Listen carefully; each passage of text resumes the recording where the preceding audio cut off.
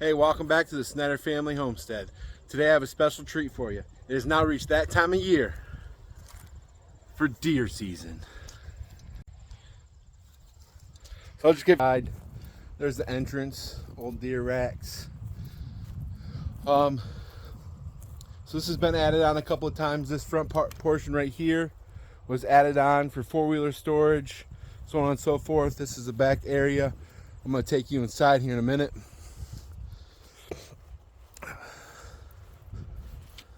Do a complete 360 as fast as I can here. So my great grandfather used to have keep bees. So starting right here, that corner right there to that corner right there is part of the old bee house, and that's where he processes honey. And then this stuff over here has all been added on. So I'm going to continue around for the full 360 of deer camp. So on this side here, started right here in this corner right here, and it stops right there. Nothing too special. It's an outside frost-free water pump. Take you inside. So disregard some of the cobwebs and so on and so forth. This is what we got going on. Just a bunch of old deer racks that we got. An elk head storage, four-wheeler storage out here. And then this here is for when we clean deer. We got it attached to the wall with a crank. And that's a nice little tree right here. Then we just put the hindquarters up there. If you're familiar with processing deer or meat, you just put those hooks in the back legs, and that's what that is. This used to be our water storage right here. We'd fill that full and get buckets of water to put over the stove. I'll show you in a second. Coming on inside.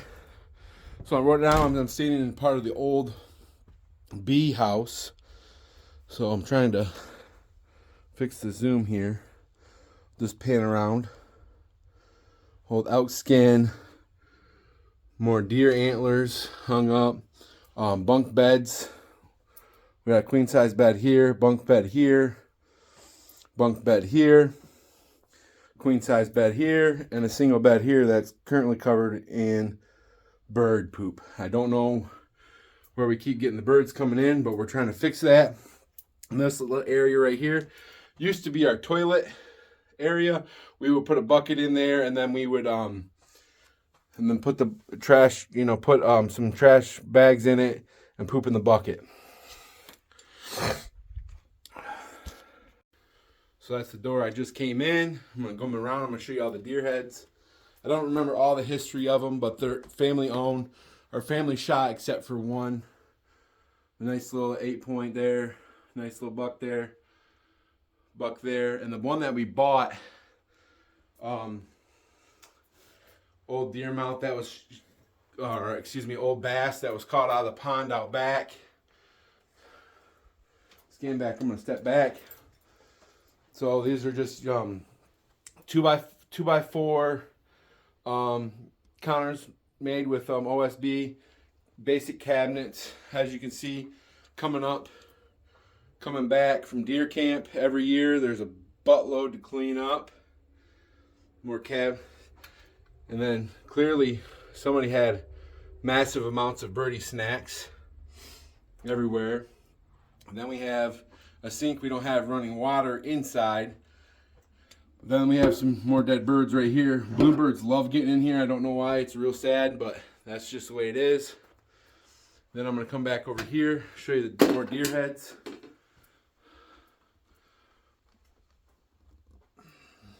Nice buck there. An antelope that, that we just happen to have hanging around here. Some more nice racks. This here is was a really big buck, and the mount obviously was done, as you look at the nose, a really long time ago. And then at that time they didn't make I'm gonna turn you around. At that time they didn't make deer forms that big, so that's an elk form that it's on and shaved down. Pretty interesting story. And there's some really nice bucks here. Really nice buck there. Smaller buck. This here was a buck from Texas. was just a small Texas buck off a ranch. Let me come to our good old Fisher wood stove. And these water containers here and here, that's how we get our hot water from that. What we would do is, sorry, the lighting.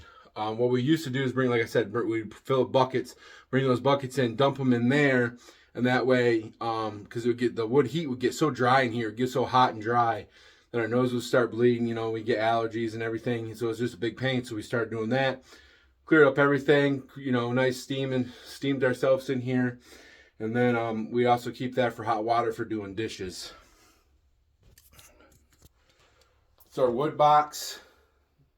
That was built out of old lumber from the farm or from the old barn. Just some utensils, and then some really cool old traps. Here, that's a bad angle. Just some really cool old traps that add to the ambiance. A deer camp.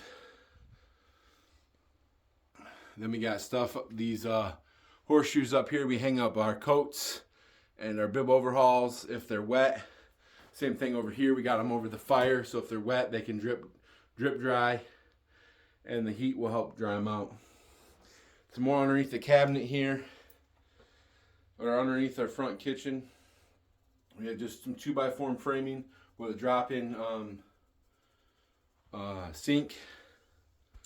So that's a tour of our cabin. Yeah, so this year's going to be really interesting. It might be the last year that we're here. One of our family members, it's a sad tragedy, but I mean, it's just a fact. One of our family members that bought the property from other family members passed away, sold it to his best friend, and now we're in limbo here. What's going on? He wants to keep it, but some other things are going on, so this might be our last year at deer camp. Really sad.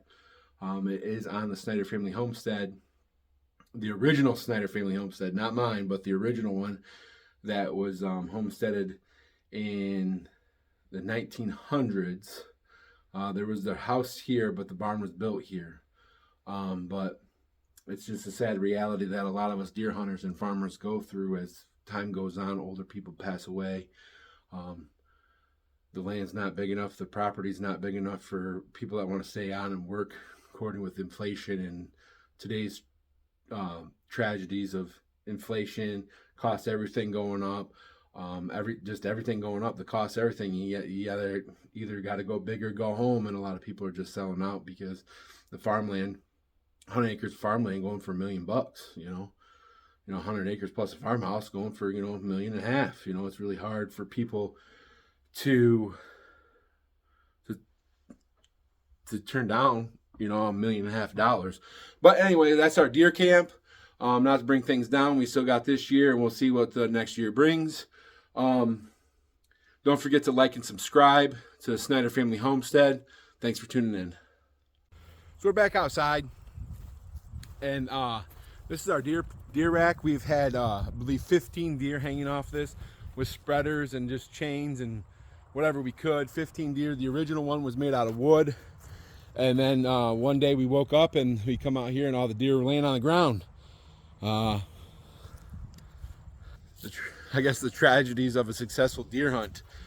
So all the deer laid on the ground, so we had a mad dash to get them all cleaned up and everything like that before the coyotes and everything. We just couldn't leave them on the ground. So that was that. It's pretty interesting. And this is our shooting lane right here. So this is 100 yards right here. We got set up.